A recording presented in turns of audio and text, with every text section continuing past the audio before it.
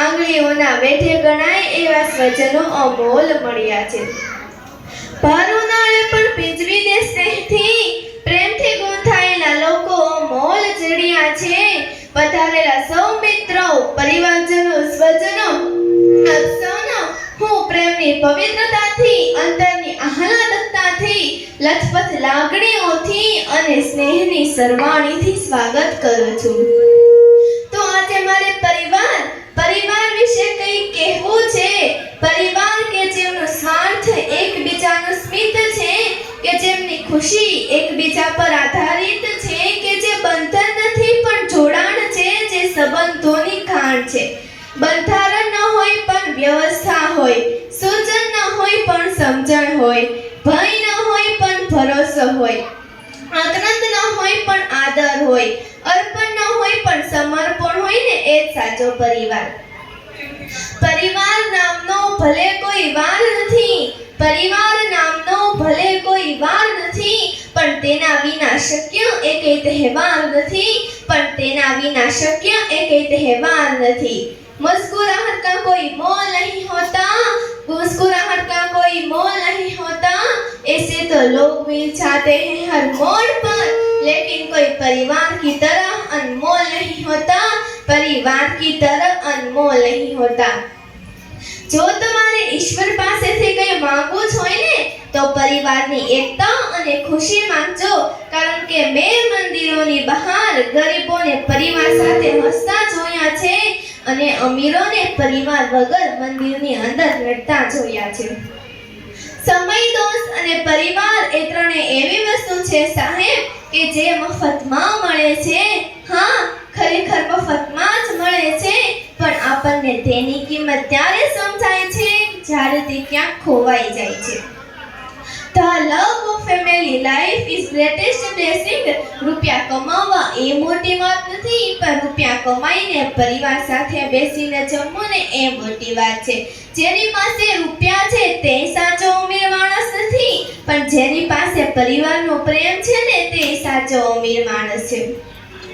એક પરિવાર તેર વૃક્ષ સમાન હોય છે જે તડકામાં પણ છાંયડો આપે છે. પરિવારની નાની નાની વાતોને જો મોટી કરશો ને તો પરિવાર જ નાનો થતો જશે. એટલે થોડું જતું કરજો, થોડું જોતા કરજો અને થોડું જાતે કરશો ને જિંદગી જીવવા જેવી લાગશે. કમાવી હોય તો લાયકાત કમાવ સાહેબ. લાયકાત વગર કદાચ ઓડી ગાડી લઈને પણ ફરશો ને તો દુનિયા ડ્રાઈવર જ સમજશે. એકમાં એક ઉમેરો તો બે થાય એ શિક્ષક શીખવાડતા હોય છે, પણ બે માંથી એકની બાદબાકી થાય ત્યારે એકલા થઈ જવાય છે એવું જિંદગી શીખવાડી જાય છે. ઘર અને મકાનમાં ખૂબ ફરક હોય છે સાહેબ. જ્યારે બંગલો હોય, ગાડી હોય, પૈસા હોય, પણ ઘરમાં રહેતા વ્યક્તિઓ વચ્ચે પ્રેમ ભાવ ન હોય ને ત્યારે તે ઘરમાંથી મકાન બને છે. અને જ્યારે વ્યક્તિ પાસે ચાહો ચલાવી ન હોય, ભલે એક જ છતની નીચે રહેતો હોય, પણ ઘરમાં રહેતા વ્યક્તિઓ વચ્ચે પ્રેમ ભાવ હોય ને ત્યારે મકાનમાંથી ઘર બને છે. એટલે મકાન બનાવવું છે કે ઘર એ આપણા હાથમાં છે. અને હા, માત્ર મકાન બંધાઈ જવાથી ગૃહસ્થ નથી થઈ જવાતું, માત્ર સંતાનો જન્મી જવાથી માતા કે પિતા નથી થઈ જવાતું. પરિવાર એ આચાર, તહેવાર અને સહકારનો ત્રિવેણી સંગમ છે. સમાજની રચનાનો શ્રેષ્ઠ એકમ એટલે પરિવાર. જો પરિવાર આદર્શ તો વિશ્વ આદર્શ, જો પરિવાર વેરાન તો વિશ્વ વેરાન.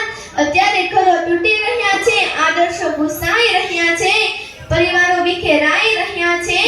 અરે કાલ સુધી તો જે વડીલોની છત્રછાયામાં હતા ને તે આજે વકીલોની ફાઇલોમાં અટવાઈ રહ્યા છે. અરે હું પરિવાર વિશે કહું તેટલું ઓછું, તેની માટે મારી પાસે શબ્દો ઘટે, પરંતુ સમયની મર્યાદાને ધ્યાનમાં રાખી એક છેલ્લી પંક્તિ કહીને મારી વાણીને વિરામ આપી કે ભલે ને દુનિયા સામે હોય મારી, ભલે ને દુનિયા સામે હોય મારી, મને નથી જરૂર કોઈ હથિયારની, બસ મને જરૂર છે મારા લાગણીશીલ પરિવારની. આ મતલબી જમાના કેવા સમય પર છોડે છે બધા સાથ. એક પરિવાર તો છે જે મુશ્કેલીમાં પણ નથી છોડતો હાથ. દુઃખ તો એને પૂછો સાહેબ કે જેને કહેવા નથી પરિવાર. દુઃખ તો એને પૂછો સાહેબ કે જેને કહેવા નથી પરિવાર, પણ હું તો નસીબદાર છું કે મને મળ્યો આવો લાગણીશીલ પરિવાર. અસ્તુ. જય સ્વામિનારાયણ.